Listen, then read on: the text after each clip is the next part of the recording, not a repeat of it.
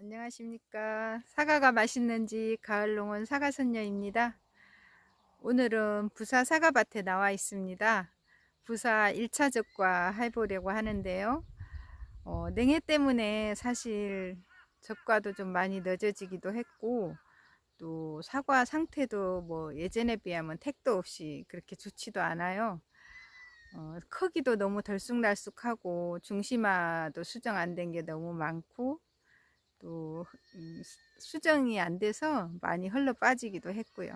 그렇지만 올해 저희가 이제 인공 수분을 한 탓인지 어, 아쉽지만 그런대로 그래도 수정이 돼서 아쉬운 중에 그래도 감사함을 느낍니다. 특히 냉해가 이번 해는 인공 수분을 꼭 필요한 게 아닐까 이런 생각도 한번 해봅니다. 저가에 없어서. 적과는 뭐 아울이나 부사나 홍로나 적과의 기본 원칙은 거의 다 똑같죠. 좋은 위치나 또 좋은 방향, 또 좋은 사과를 남기고 좋지 않은 걸 따낸다는 것. 원칙은 같지만 또 부사 적과는 어떻게 하는지 함께 공유해 보도록 하겠습니다. 사과 적과를 하다 보면 지금 이제 이렇게 이런 것들은 지금 이렇게 털이 보송보송 해갖고 좀 뿌얀 느낌이 나는데 지금 중심화는 이게 좀 뺀질뺀질한 게 보이잖아요. 요거는 동해를 입었다는 증거입니다. 그래서 이거는 안 좋아요. 이런 것들은 나중에 사비가 더 동록이 낄 확률이 있어요. 그래서 이런 거는 따내버리고 이 척과 중에서 좋은 걸 이렇게 남기면 됩니다. 이렇게요. 손으로 하는 거 보여드릴게요. 저는 이제 이게 익숙해서 저는 그냥 손으로 합니다. 이렇게 손으로 딸 때는 이렇게 이 머리만 이렇게 따주면 돼요. 이 꼭지가 이렇게 길게 남아 있는데 손으로 따면 이게 나중에 조금 있으면 이제 이게 노랗게 삭아서 다 빠집니다. 그래서 이렇게 손으로 딸 때는 굳이 이렇게 막 바짝 여기를 이렇게 끊으려고 하지 않아도 돼요. 잘 끊기지도 않지만요. 손으로 따는 거 한 번 더 보여드리겠습니다.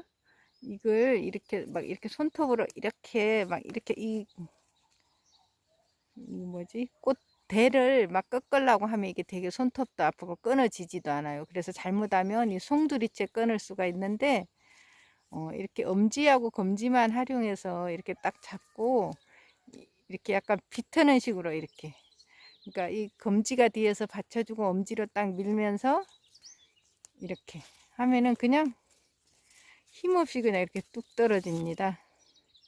그래서 손으로 저는 이게 손이 굉장히 익숙해져서 굉장히 작업도 빠르고 해서 이렇게 손으로 땁니다. 사과 젓갈을 하는 방법에는 손으로 하는 방법이 있고 가위로 하는 방법이 있는데요.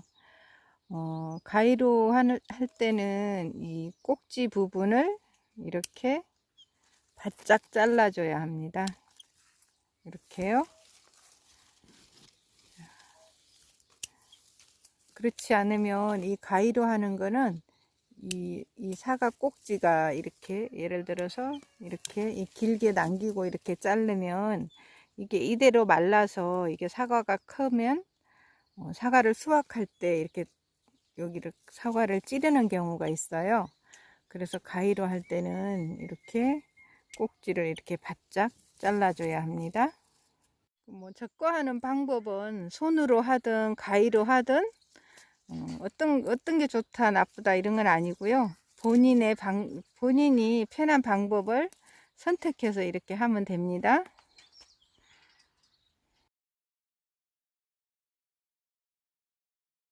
가위로 적과할 때 주의할 점은 꼭지를 좀 바짝 잘라야 된다는 것과, 그리고 사과를 찌르지 않게 조심하고요.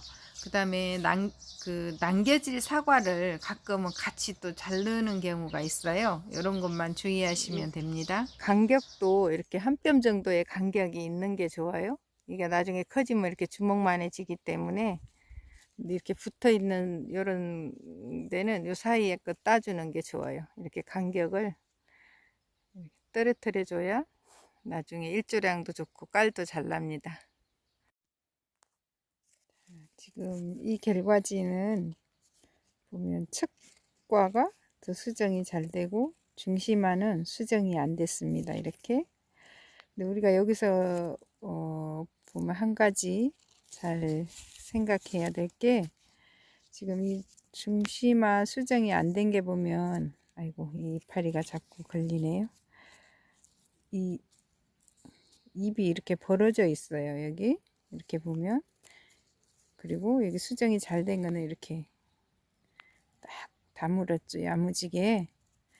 그래서 우리가 이 젓갈을 할 때 이렇게 입이 벌어진 것보다는 이렇게, 만약에 예를 들어 같은 크기라면 이렇게 딱 야무지게 이렇게 입을 다문 거, 이런 걸 두는 게 더 좋다는 얘기입니다. 이 사과가 우리가 원하는 가장 이상적인 형태의 수정입니다. 지금 결과지 정화에 중심화의 수정이 잘 됐습니다. 그리고 이렇게 옆에 신초, 과대지도 나오고요. 근데 사실 올해는 동해 때문에 이렇게 예쁜 사과들이 많지는 않습니다.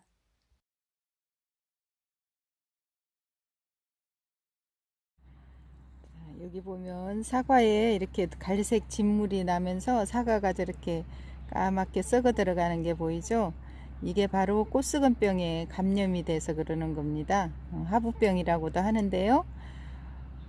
이 병은 봄철에 비가 자주 내리고 기온이 낮으면 이런 증상이 많이 나타납니다.